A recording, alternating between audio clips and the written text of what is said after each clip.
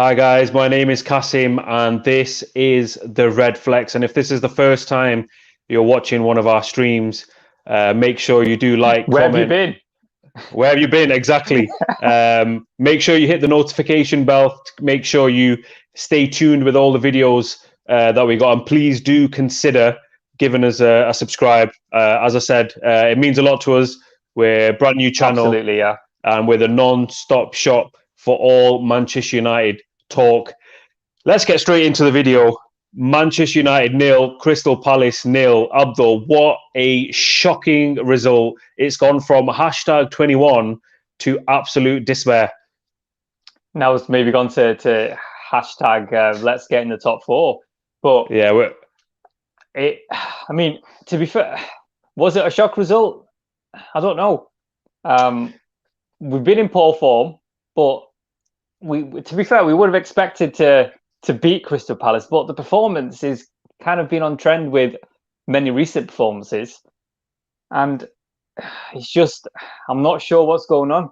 I think you can ask me this anyway afterwards, but something's not right and something needs to change. So I'll just leave it like that for now, and I'm sure you're going to kind of dig a bit deeper. Yeah, absolutely. What we're going to do on today's video is we are going to find out who is to blame for Manchester United's poor form. Is it poor form? Is it a rot? We don't know. But what we're going to do today, me and Abdul, we're going to go through the starting 11 and we're going to give ratings to each and every single one that played yesterday. So 6 will be average. Below 6 will signify that somebody needs to buck up their ideas pretty quick. So, Abs, if you're ready, let's get let's get straight into this. These ratings.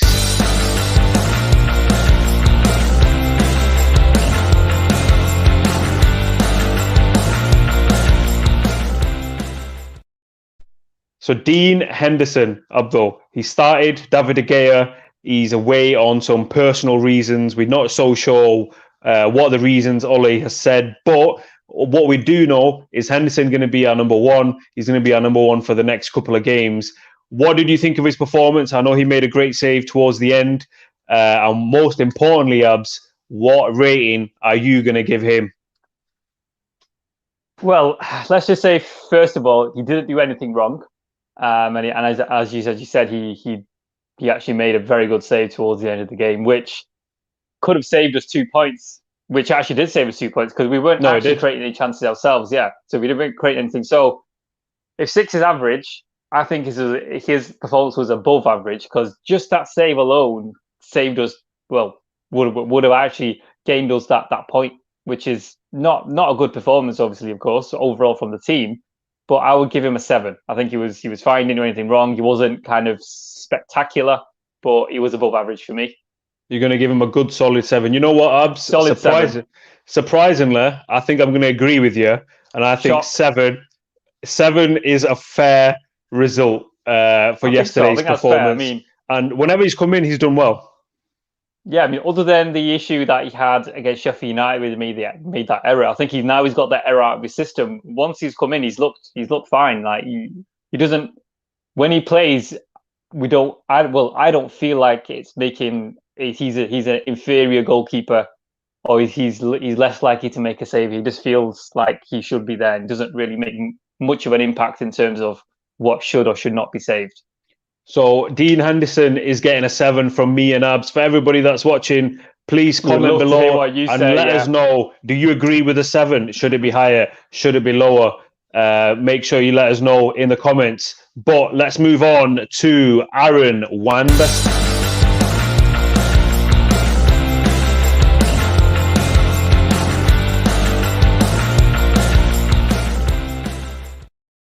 Aaron Wan-Bissaka, mine and Abdul's best friend. Wow. Things are going to take a turn for the worse right now on the RedFlex.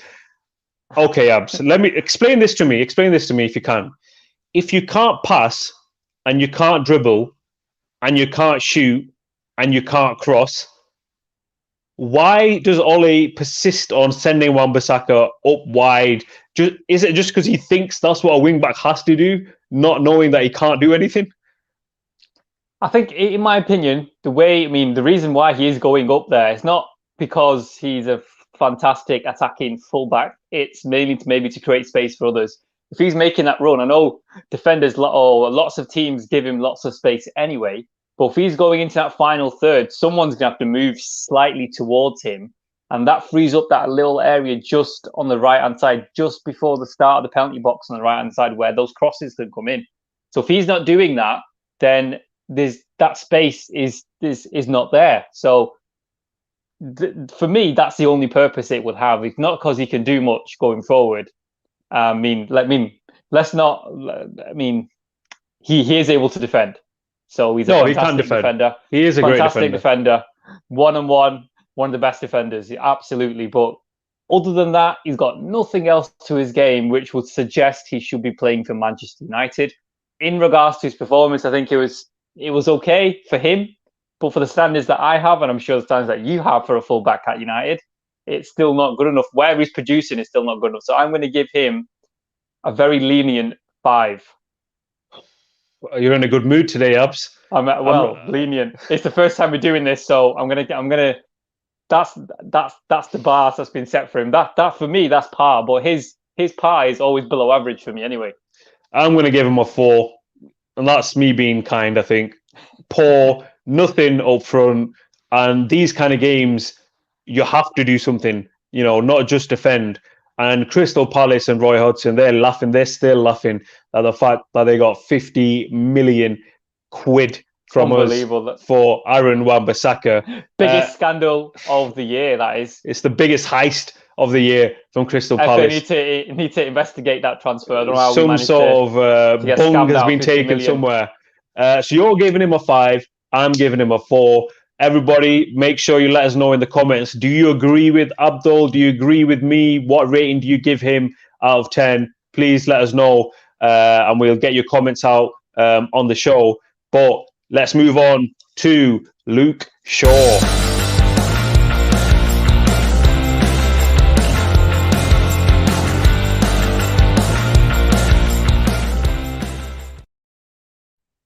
Luke Shaw, the man who has been in the form of his life, avoided injury, which is a good thing for him. He seems like he's in good shape. He's playing the best football that he has ever played for Manchester United. But most importantly, Abdul, what was his performance like against Crystal Palace? Did he maintain those standards?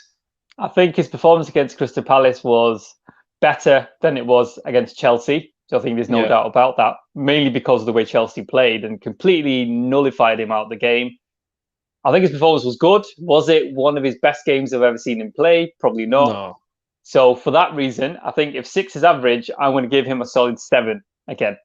You're going to give him a solid 7. I think he has played better games recently. Obviously, he's not culprit whatsoever for yesterday.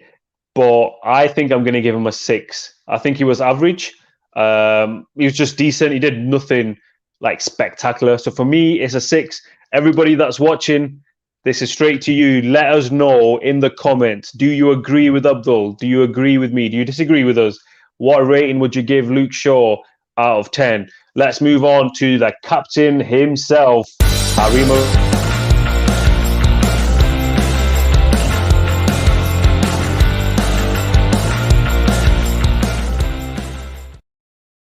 Club captain Harry Maguire, the most expensive defender in world football. Abdul, what rating are you giving the captain, the world's most expensive defender in the world?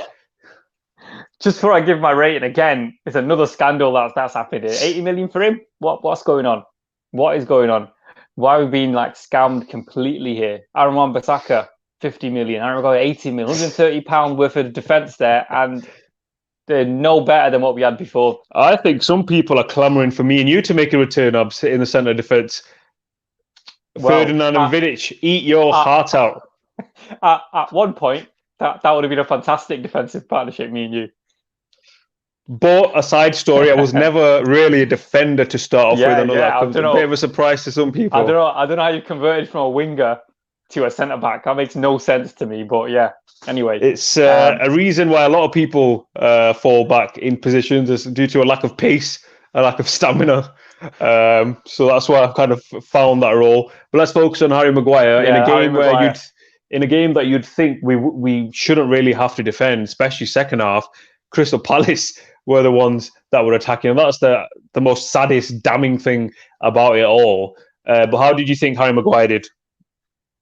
I think he was okay. There's a few things maybe he could have improved on. Generally, he was good. Was this one of his better performances? Maybe not. I think there was a few instances where he could have done a lot better, could have been sharper, could have got to the ball first, could have been a bit stronger. So I'm going to give him a 6. I think he was on par, but should have done better on a few occasions.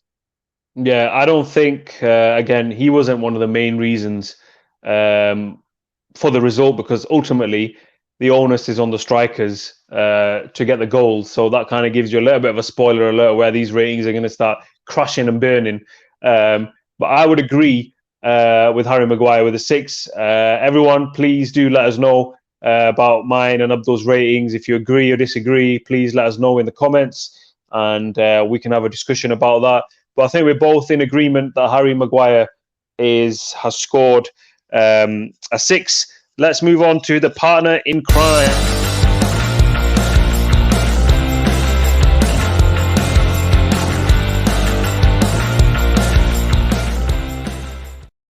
Just realised a bit of a technical issue there. That was meant to be Eric Bailly.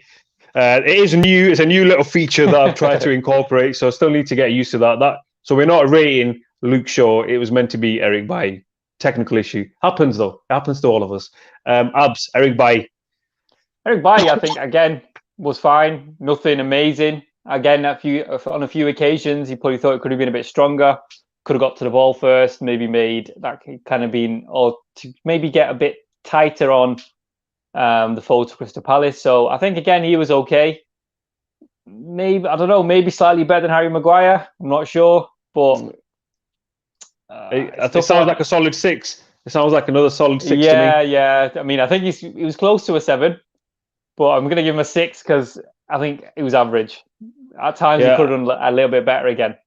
Yeah, I think his passing in the beginning of the game could have been a little bit better, but I think the whole team really were pretty shocking throughout the game, really. So I think I'm in agreement with you. 6 out of 10, very Bailly. Now, let's see if I can actually press the right one this time. Let's move on to Harris's favourite player, the man who supposedly doesn't deserve a Manchester United shirt. This man is Fred.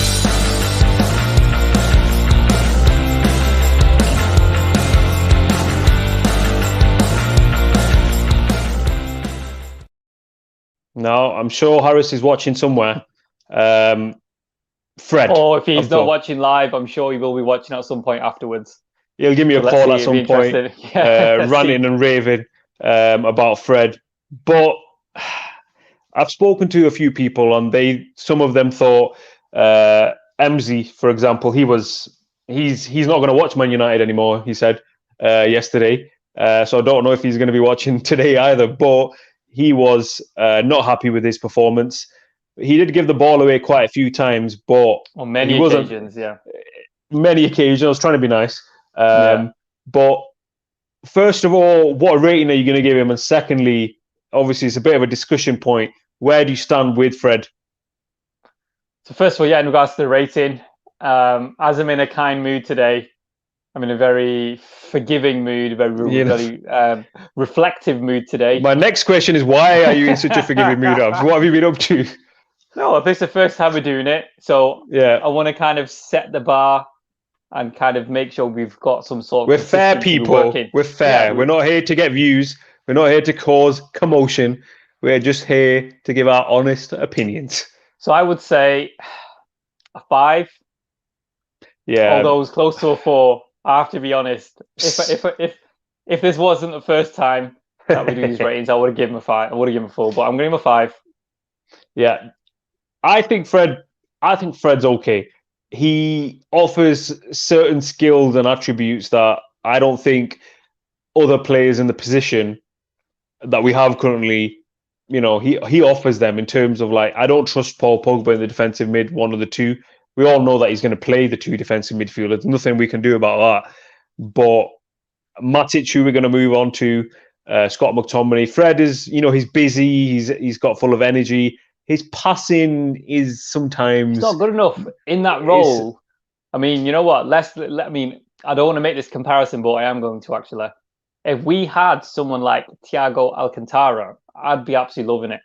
That is, for me, the perfect player to have in that position. That's be more suited. Yeah. For us, I think he's more suited to us, actually, compared to Liverpool. The way Liverpool played. We nearly signed him, but a certain David Moyes decided that he wanted to come and veto transfers and show Ferdinand Vidic videos of Phil Jagielka. So that's what David Moyes was doing. In my head, every time I see him play, I'm like, this is in that position. That's how I would like someone to play. His passing range is incredible. We're not talking about Fred here, by the way. We're not. And he's aggressive. He does everything that you'd expect to do for someone in that position. I mean, it's someone we should have signed, and again, obviously, we were not able to. So in my head, I always compare him to him because he plays in a very similar position. And for me, Fred's nowhere near that level. Fred's just not at the level at all, especially for someone who's Brazilian, who has no technical qualities. Unbelievable. So would you say, Abs, that he has no samba? There's no samba in him at all. Or is it more jemba? Probably more jemba, actually, yeah. Let's get that trending.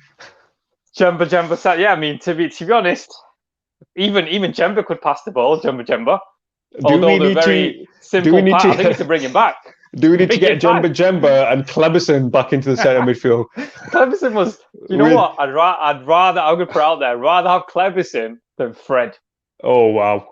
Honestly. You have heard it first. You heard it first live and exclusive. What about a midfield trio of Cleberson, Jemba, and the good old Darren Gibson to play the number 10 role? What do you think? Absolute shocking midfield. Shocking midfield. It actually might create more chances than we do at the moment, actually. And that's the most damning state of Man United's midfield. Absolutely. And talking about damning, let's move on to the monster among men, Nemanja Matic.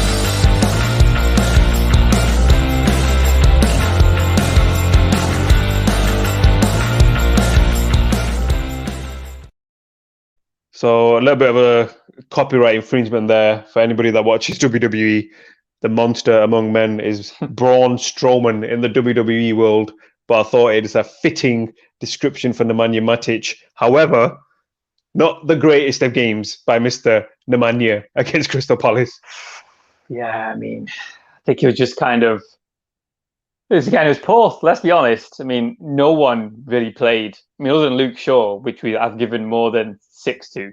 No one actually deserved to have the shirt on. Let's be honest. I mean, if you're playing for Man United, you cannot put in performances like that against Crystal Palace. And you can't make Crystal Palace. I mean, I think at one point, the commentators were saying, Crystal Palace have never had this much possession against any team at home. This is unbelievable. What's going on? Like, they had more possession than the other team, which is the first time they've done that at home or something like that. It's ridiculous. Crystal Palace have actually got the most injured players in the Premier League, with a high of 9 injured players.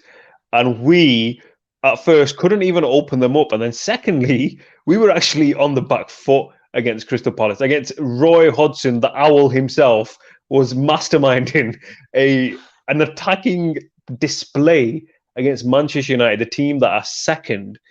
And now we are truly in this dogfight for top 4. And you know what? When I was on on Tim, who's a regular viewer, and I also appeared on one of his streams, the discussion there was some of the people that actually came on the show. They were like, obviously I was banging on about #21 and going on with all that rubbish. And quite a few of them were saying, no, look, we're in a dogfight for top 4. And at that point, I didn't really think that was the case, but we're in a dogfight for top 4. Yeah, there's no doubt about that. The way we're performing, I'm still shocked. We're still in second place. I mean, it's very fortunate that the teams just below us are not actually picking up any points. And it's working enough. Just imagine if we actually did perform and did win those games, we'd have a nice little kind of cushion that we could work with. But obviously, at some point, we will get out of this rut, I'm hoping. And then what you can see, we're still second somehow. And there's no way. I don't think it won't be for long. There's no way we are the second best team in the country. It's not. No. not basing our performances over the last 4 to 6 weeks. We've been probably bottom half quality as well. In terms of rating, then, Mr. Matic, what's he getting? I did say I was in a nice mood. Is it going to change very quickly? It might change, but I have to be consistent and fair. So I would give Matic a 5.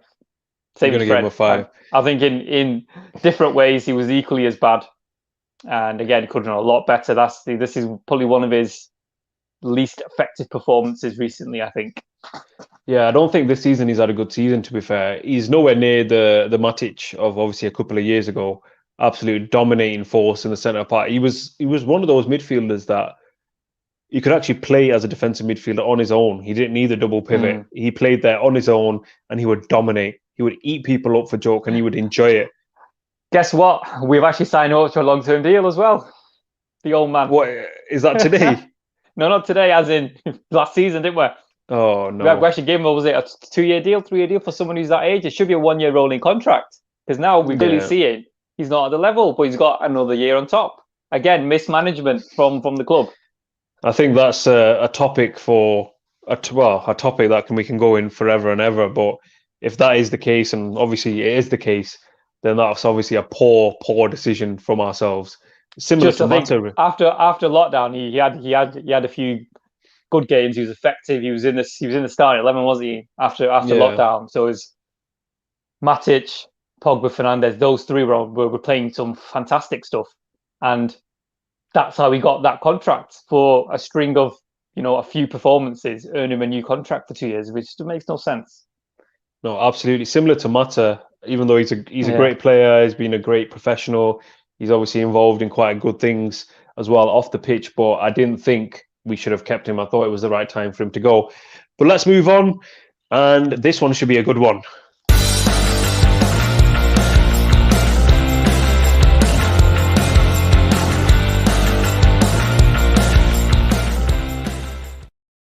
Bruno, the magician. This may divide opinion. Fernandez. Now, first, I'm going to ask you, Abs, what you thought of his performance, and then there's a couple of things that I'd like to address. But what did you think of his performance? I think it was a dire performance from him. Again, I'm not sure what's gone wrong. I mean, the actual stats are still incredible. Unbelievable. What stats. has gone wrong, Abs? Go on, let me press you into. I don't know. Maybe he's trying too hard, or maybe he's been told to play a slightly different way by Ollie, because I know when he joined, a lot of the media coverage was about the amount of times he loses the ball, the amount of times he goes for that killer pass when it's not needed, or it's from a position where it's unlikely to actually to work. But something's changed. He's a lot more inconsistent in his performances. I mean, in terms of his stats, I don't think his stats have changed much. But it's not all about stats sometimes. It's about performances. And is he putting in the performances we expect from him? I know we've got very, very high standards of him, maybe unfairly because of the way he actually made a start to his career. I think he can do much, much better. I think every United fan can agree with that. I don't think anyone can confidently and convincingly tell me or tell anyone that, excuse me, that Bruno Fernandez is the form of his life. That is just far from it. Would you not say that this is quickly turning into something that you could say we started saying with Pogba, that maybe he's trying to do too much because the rest of the team isn't good enough? That could be the case. I mean, what I mentioned the last time I was on here as well is that when he plays with Paul Pogba, he seems more relaxed because he knows a lot of the kind of attention of the opposition is also going to be on Paul Pogba. And if he's not performing or he's being marked out of the game, then we've got Paul Pogba who potentially could do something. And if both are on song in the same game, that's when United put in a fantastic performance. Because I think with Paul Pogba, he's got a lot of strengths which Bruno Fernandez doesn't have, and it's the same kind of vice versa. So that, in my opinion, both of those need to play as soon as possible. And I think at that point, we may see the best of Bruno Fernandez. Because, yeah, you actually may be right. Maybe it's too much pressure on him. He's trying to do too much. He's trying to not play his natural way, his natural game, and that's affecting him. So in terms of a rating, this is probably going to divide opinion. I think. I mean, I'm going to judge him based on the performances I expect from him. Maybe that's unfair. Maybe that's an unfair way to judge him. I'm going to give him a 6. He's going to give him a 6. I think I'm being kind, to be honest. I think I was actually expecting. I think I was expecting something lower, to be honest. But one thing I want to say about the Bruno Fernandez thing is, first and foremost, there isn't a player like Bruno Fernandez in the Premier League. I'm not going to say the world, because I don't watch, every single league in the world. But in the Premier League, he is by far the best attacking midfielder, hands down. No matter what, I don't care what anyone's got to say. Bruno Fernandes is the best attacking midfielder in the Premier League. The most effective, anyway, I'd say. The most effective. Now, there's all this nonsense about Bruno Fernandes not doing it in the big games, Bruno Fernandes, or maybe he's just gobbles up the small teams. But you tell me, apart from Cristiano Ronaldo and Lionel Messi, which player does actually perform against the big teams? Is there anyone that comes to mind? That player in his position? I don't think there's anyone who consistently performs. I mean, I know comparisons are going to be made with Kevin De Bruyne. But I don't remember Kevin De Bruyne scoring or assisting in the top 6 games all the time. That's what I was going to say. I mean, he's a different kind of player anyway. I know he plays in a similar position, but his strengths are completely different, I think, to Bruno Fernandes. I mean, in terms of who would you rather have in your team, is there any other number 10 you'd have in your team if you were to choose the Premier League 11 or the best number 10 in the league? It has to be Bruno Fernandes. So I mean, even though I gave him a 6, and I think all United fans, or most United fans, are now starting to believe his performances have dropped, there's still nobody else we'd have in our team, but the expectations for him are maybe too much for him to kind of, he's got a lot of maybe the weight of the world on his shoulders, because if he doesn't perform, as you can see, nothing happens. So yeah, that could be it. This is the problem that I have. If Bruno Fernandes scores and assists every game, then it's nothing. Oh yeah, Bruno Fernandes scored an assist.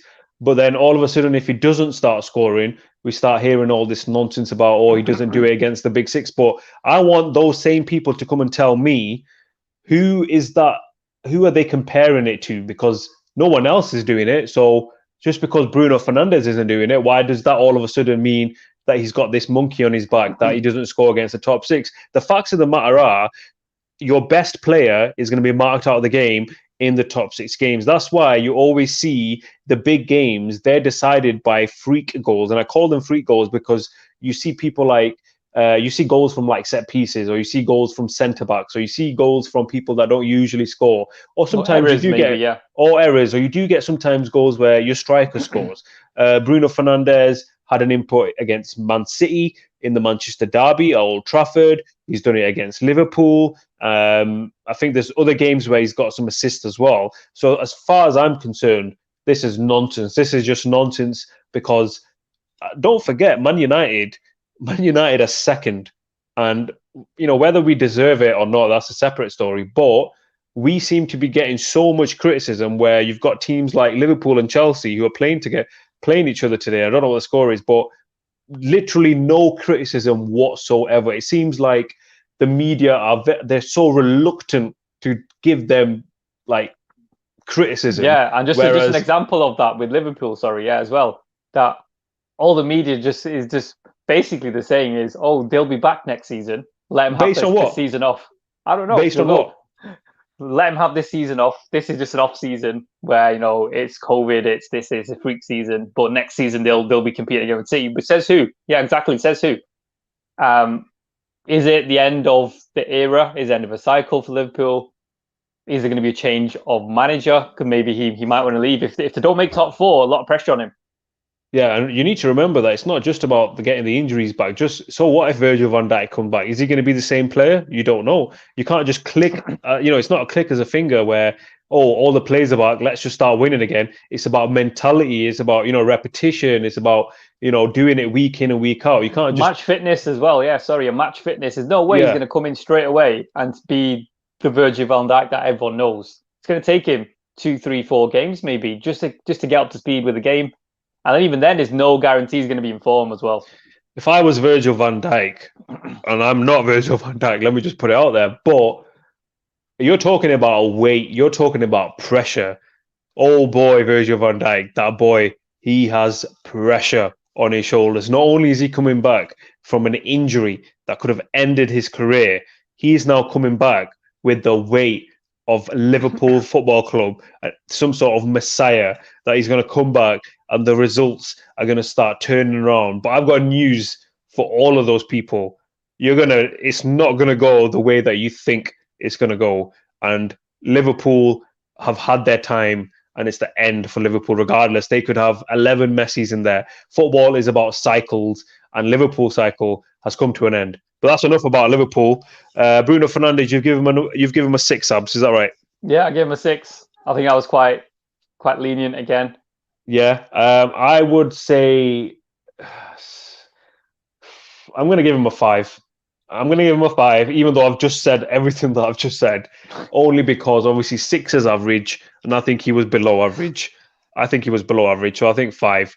But everyone who's watching, make sure you do let us know. I know this topic's going to be a fascinating one. So let us know in the comments if you agree with myself or if you agree with Abdul, if you disagree with any of the ratings so far.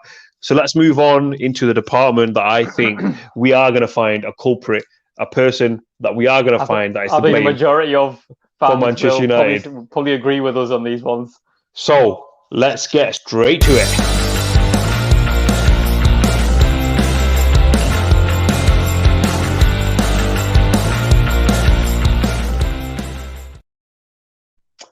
Mason Greenwood, the 18-year-old boy wonder who came on everybody's attention last season after Project Restart.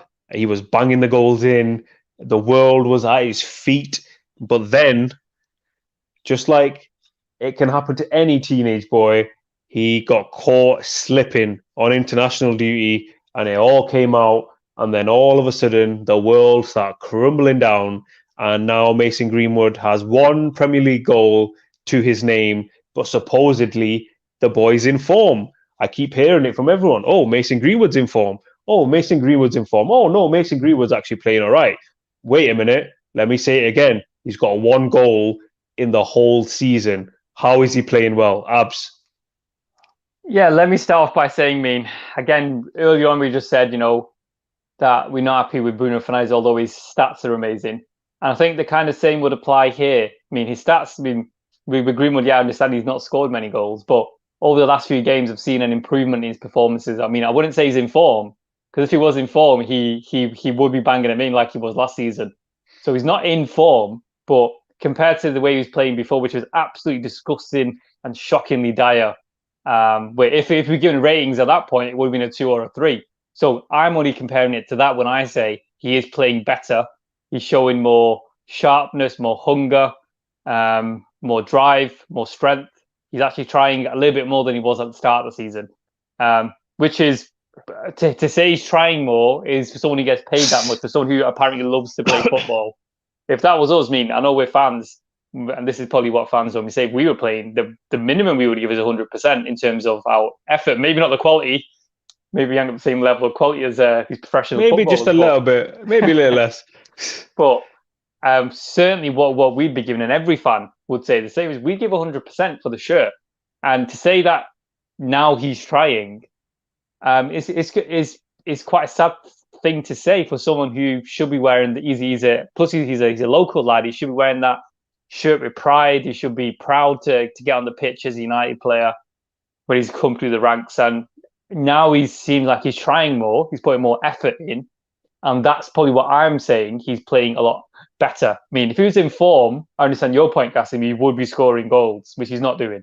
But that is a kind of combination of him not being in his top form and also the way Man United are playing at the moment. But in regards to his performance, it was below average. There's no kind of messing about with that. I can't say he's doing average or even better than average based on his performances. He is playing better than before, so I'm going to give him a 5. This is the way I see it, Abs. Obviously, we're going to take the goalkeeper out of the equation here. Luke Shaw, our 2 centre-backs, Wan-Bissaka, they're not going to score. They're not scoring in any game. Maybe Okay, Harry Maguire, odd header here and there, but yeah, they're not going to maybe score. Fred, McTominay, they're not going to score. Yeah. So then that leaves us with 4 positions that are possibly going to score. So if Mason Greenwood is in form at the moment, just because he's trying hard, but he's not scoring, that means there's only 3 players on the pitch that can get us a goal. Is that not a problem in itself? Absolutely, it's a massive problem. We should have pretty much everyone being capable of scoring a goal. We've just got a lot of players who technically are not good enough, to be honest, to take us to that next level. I mean, we've got some players who kind of run around and try and win the ball back and are able to defend, but it has to be the full package. If you play at Man United, you have to have all the attributes. Whilst you're defending, whilst you're going forward, whilst you're off the ball, you need to be showing everything. You need to be the level that we expect from Manchester United. We've got too many players in this team who are not at the right level, especially in terms of their technical qualities. There's nowhere near good enough. Whose technical qualities do you think are good enough? Just very quickly, one person. Who do you think Bruno actually Fernandez, without a doubt. Bruno Fernandez, Edison Cavani, technically, they are where they need to be at. And unfortunately, not many others, I think. Going back to Mason Greenwood, obviously, I would probably agree that I'm being a little bit harsh, but that's only because I'm not judging it on the fact that he's young or his age, and I know that's a factor. But if you're playing in the first team, as Age they is not a say, factor. Yeah, age if doesn't you're matter, old just your enough, performance. Yeah. or if you're good enough, you're old enough. They say, and Yeah. if he's playing, I'm going to judge him exactly the same as everyone else. And the facts are that he's not good enough. I'm not going to say he's not good enough. His performances are not At the good enough. moment, he's not performing to the level he was last season anyway. Let's just put it that way. In the current setup, the way that we're operating, his position, you have to score goals.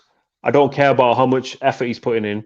You have to score goals. That's how you're getting measured in this team. Are you scoring goals? Yes or no? And he's not. And going back to the performance, I'm going to give him a 4 because I don't think he did anything.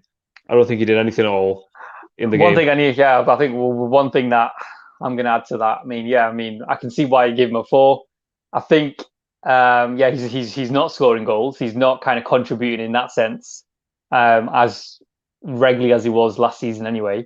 But I think there has been an improvement in his overall game. He's still young. He is improving. I think he's a lot better off the ball. He's a lot better with the ball now. But still, I completely agree. He needs to be scoring goals. But I've seen an improvement in his all-round game. That is getting better, and that's without a doubt as well. I think it's quite obvious we can see his overall game is improving. You give him a 6, Abs, did you say, or did you say 5? No, 5. Okay, so Mason Greenwood has got a 5. He's got a 4. Let us know in the comments if you agree or disagree. Now let's move on to the Mr. MBE himself.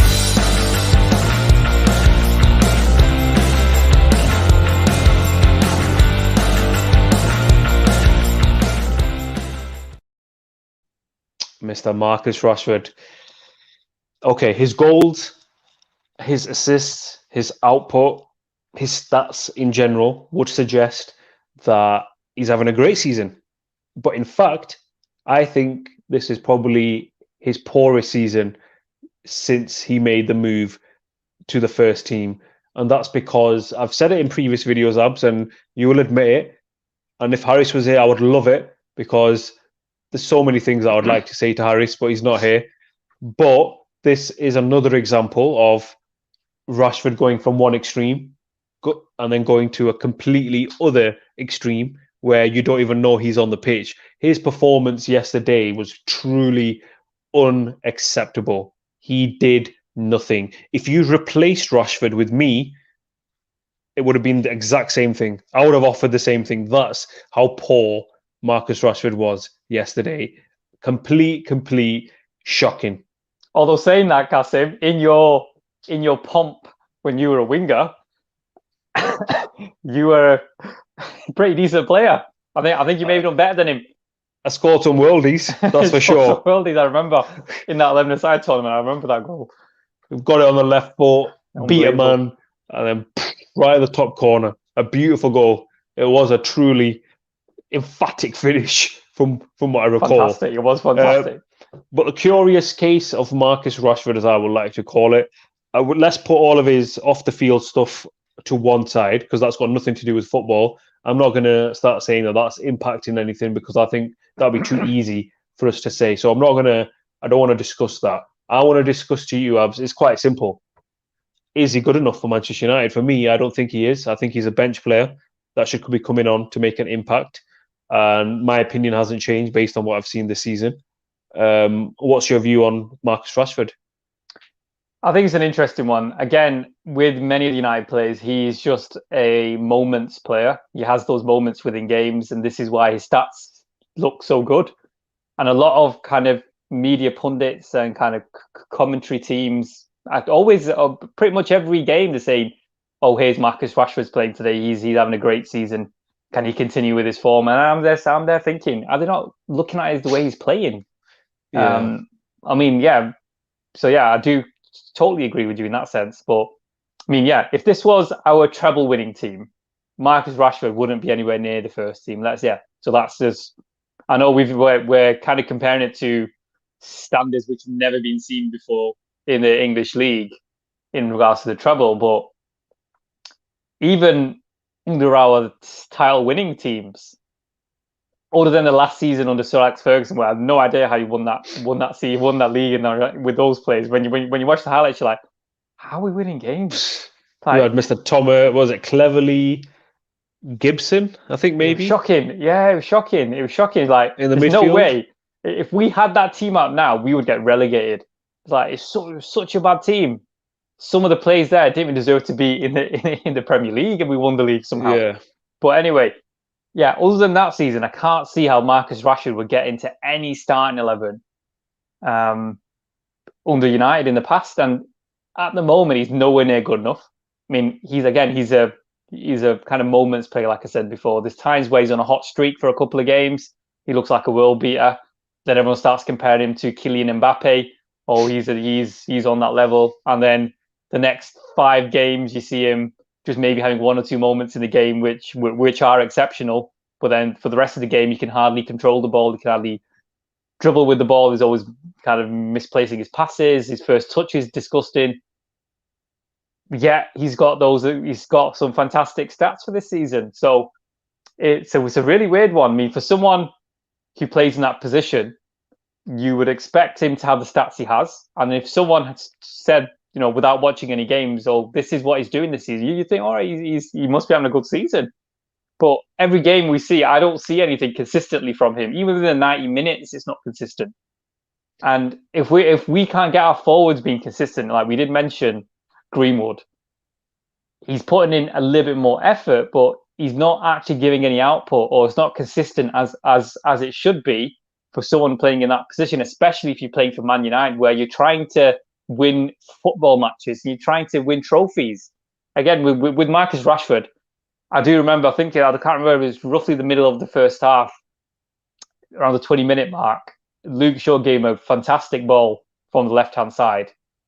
And he should have scored. I mean, Edison Cavani would have completely gobbled that up. Or any striker of any repute, of any kind of standing within the game who could finish, you'd expect him to hit the target at least. And this is what we tend to see from Rashford this season. His finishing is not good enough. So based on that, I think maybe I'm being kind still. I'm going to give him a 5. Yeah, I definitely think you're being kind. I think I'm being too kind today.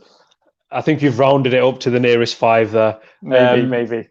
With Rashford, one last thing that I'm going to say is somehow, I think you mentioned about effort, but I think you've mentioned it as well earlier on, that this business of, they tried hard, they're running and they're pressing, for me, that's the absolute minimum as a Manchester United player. You're trying to tell me, if we were saying these kind of things like previously when we were successful, that, he's a good player because he tries hard. He's a good player because he give it all. He's running a lot. He give it his all. These kind of conversation, Abs, these are the conversations when you're at the bottom, where you're surviving, where you're fighting for everything at the bottom, at the basement, where you say, oh, yeah, we need players that are going to give us 100%. They're going to give us everything. They're professional players.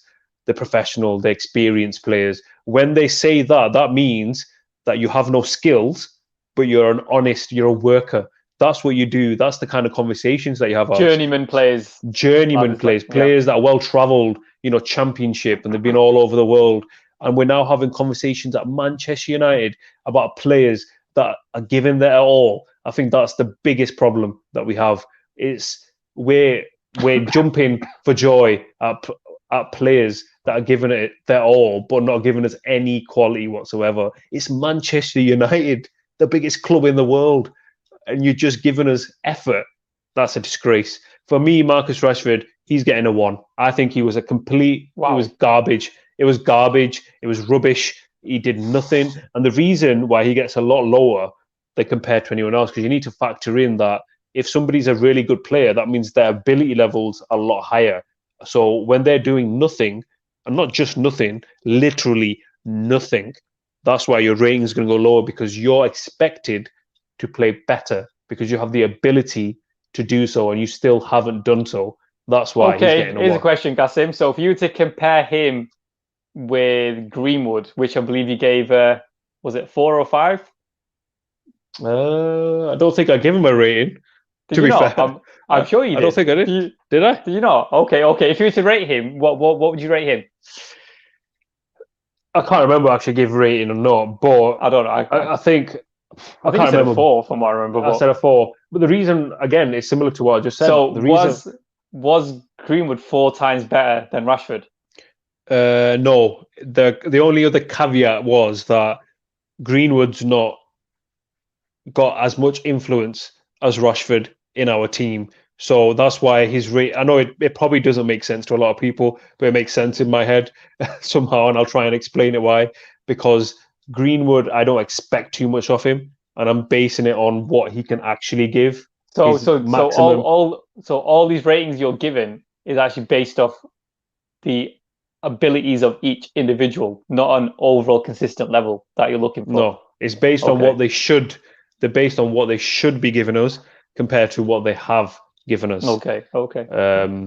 So yeah, probably doesn't make sense. But if it makes sense for you, let us know in the comments. If you think I'm talking absolute garbage, which I think Abs does as well. I don't think so. Let us know in the comments as well. I think Harris would be going crazy at this point. You give Rashford a 1. Harris. I think it was. Harris is a fan. Harris is a fan. I mean, I'm a fan. I think you're a fan of Rashford. I'm a fan. I'm a fan of Rashford. Yeah, just at the moment, his performances. We've got nothing against him. I haven't anyway. I've got nothing against him. His performances is not good enough. It's simple as that, and that's why he's getting a low rating. I wasn't expecting a 1, to be honest, but I'm giving him a 1. To be low. I thought you maybe would have given him a 3, but a 1. No, I'm giving him a 1 because this has got nothing to do with on a personal front. This is, we're here to do a job. We're here to entertain people. So we're here to do. Hopefully, we're here to say certain things, express our opinions, and it isn't because we're trying to generate views or we're trying to generate anything.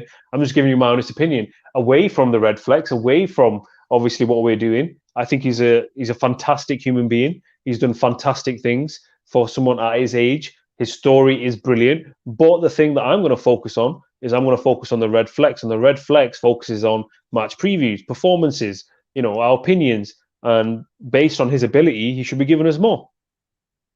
Yeah, I agree with that. 1, in my opinion, is harsh, though. I'm going to stick with it because he's disappointed me. He has disappointed me. But we're going to move on to someone that might raise your morale, Abdul, just a little bit.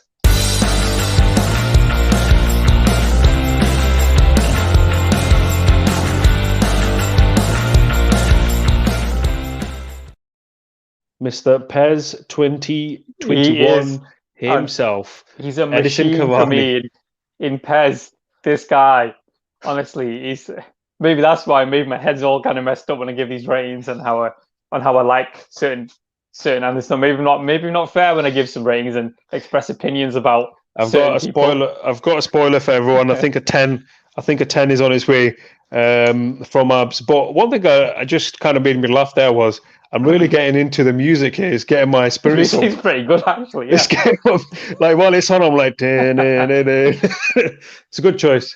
Pretty it was decent made by me. It was decent. Every time it comes on, my mind just starts going anywhere else apart from Manchester United, because every time I start thinking about Manchester United, I just start getting depressed, and they've just sucked the life out of all happiness for me, Manchester United. But let's carry on with Edison Cavani, the man who scores goals for fun for Abdul and his PES streams. If you haven't watched them already, they are on our channel. Go to our playlist, and Abs's PES 2021 streams will be there. Abs, are you going to be doing any PES streams in the future? Any absolutely. I mean, I was online last night as well. To be honest, it wasn't streamed anywhere. Was it a fruitful affair? Very fruitful. And again, I'm still waiting for someone to challenge me, to be honest. It's getting boring beating everyone online. I need someone who thinks they're good so I can whoop them as well. Let's bring it on.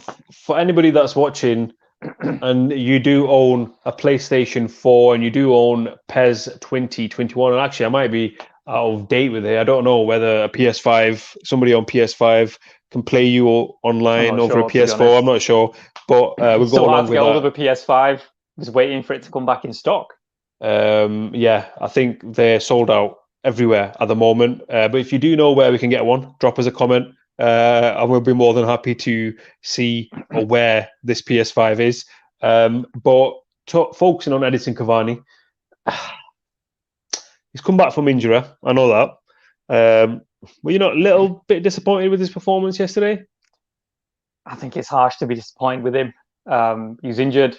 Was he fully fit? I don't think so, to be honest. I don't think he's fully fit, but he was made to play because everyone else is so poor. And what Ollie probably thought was, even if he's poor, he's going to be better than Tony Martial anyway, and Dan James combined. So whatever he did was probably more than what other players would have offered, and that's probably why he was just brought straight into the team, just to get him sharp for the game, which hopefully he's going to play against Man City as well. So maybe that's what it was, to give him as much time as we could to get him sharp enough for the Man City game. To be fair, he was getting nothing He was getting nothing in terms of. I don't even remember much. Well, no, they did cross it, but they were not the greatest crosses. Nothing for Cavani to get onto. I've said this in the past as well, and I'm still going to say this. I'm still going to maintain this opinion. The way United play football does not suit Edison Cavani. They don't play to his strengths whatsoever, and it's a shame because they don't cross. Although even they do cross, they are unable to cross it. We've got people who are trying to cross who cannot cross a ball. Especially Aaron Wan-Bissaka.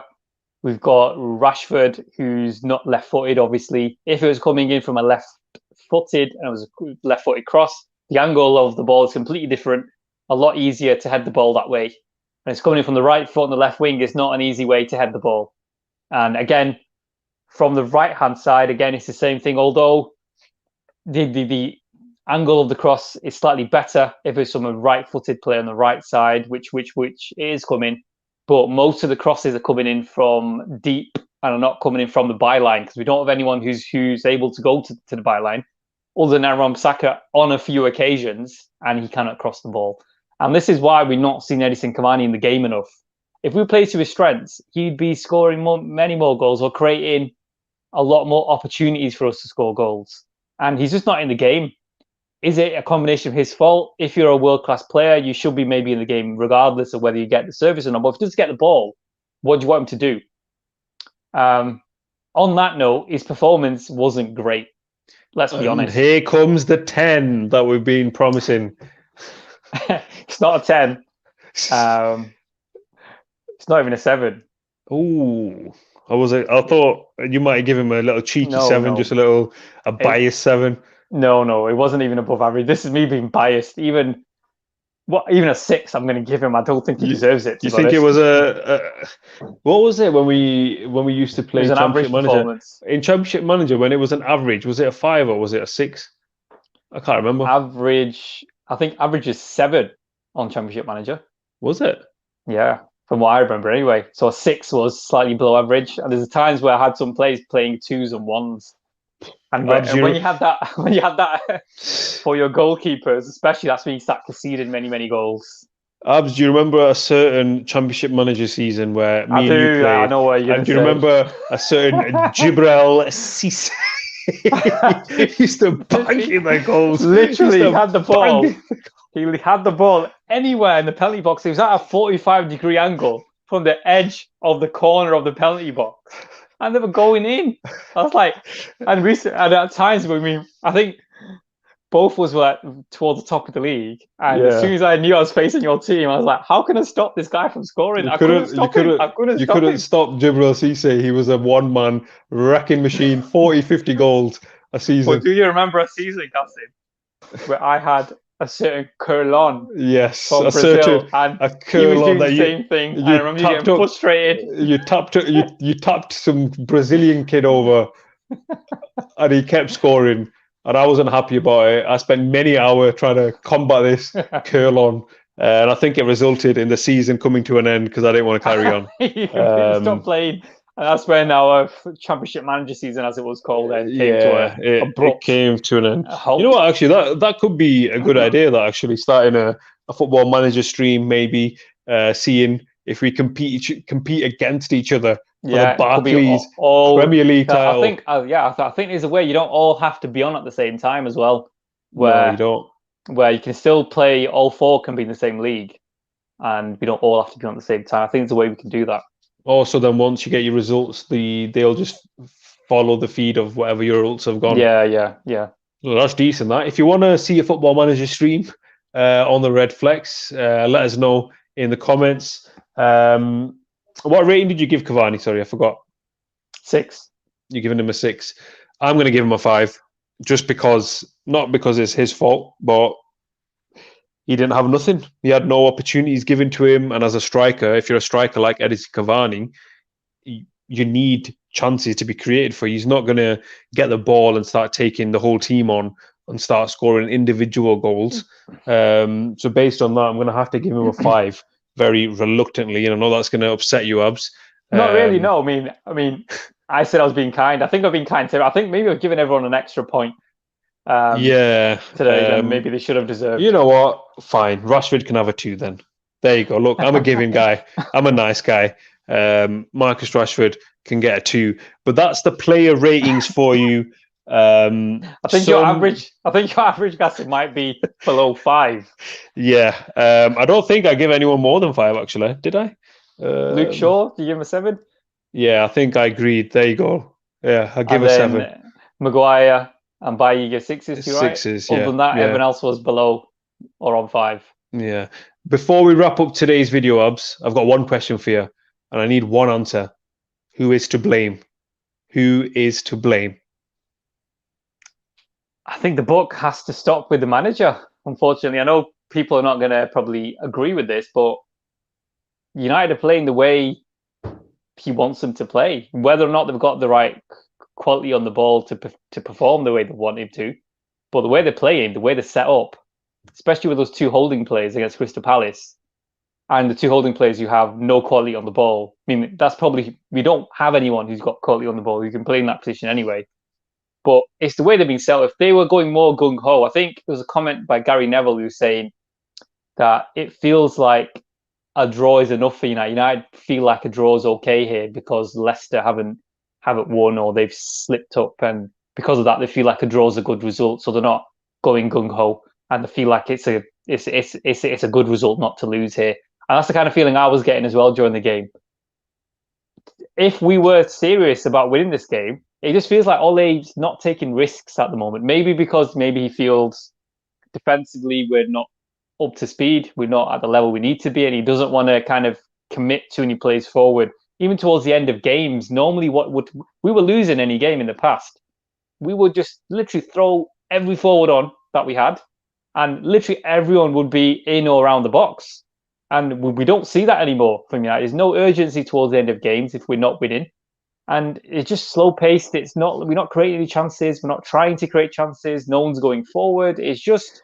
Is this any different to what Mourinho was serving up for us?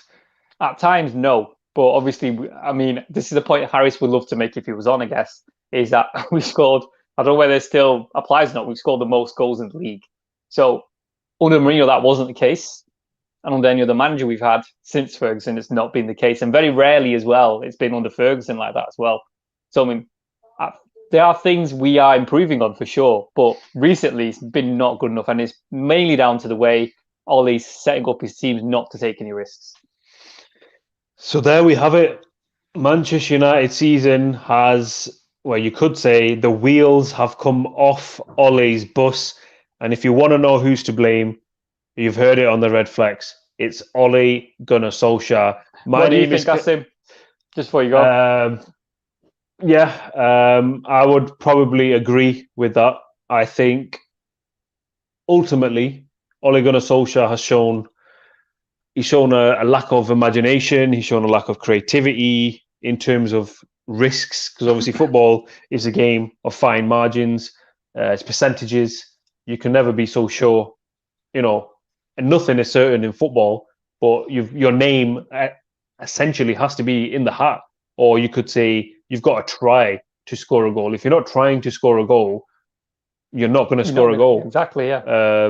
So I think Ole is part to blame for this, but the good thing is the games get easier, and next got very easy game next. Yeah, we've got the Manchester derby, and it could be the first time the RedFlex doesn't have a video because of the sheer beating that we might take from Man City. And it pains me to say this. There's no one in this world that it pains more than me that I'm actually saying that we're going to get beat up.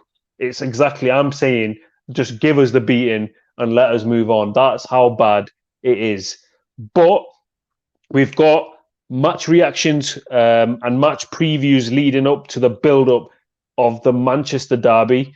Some would say it's a foregone conclusion that Manchester United are going to lose that game, but you just never know. And it'll just be like Ole, and it'll just be like Man United, where you think it's all over, but then out of nowhere, they come out with a performance that gives Solskjaer a little bit of time.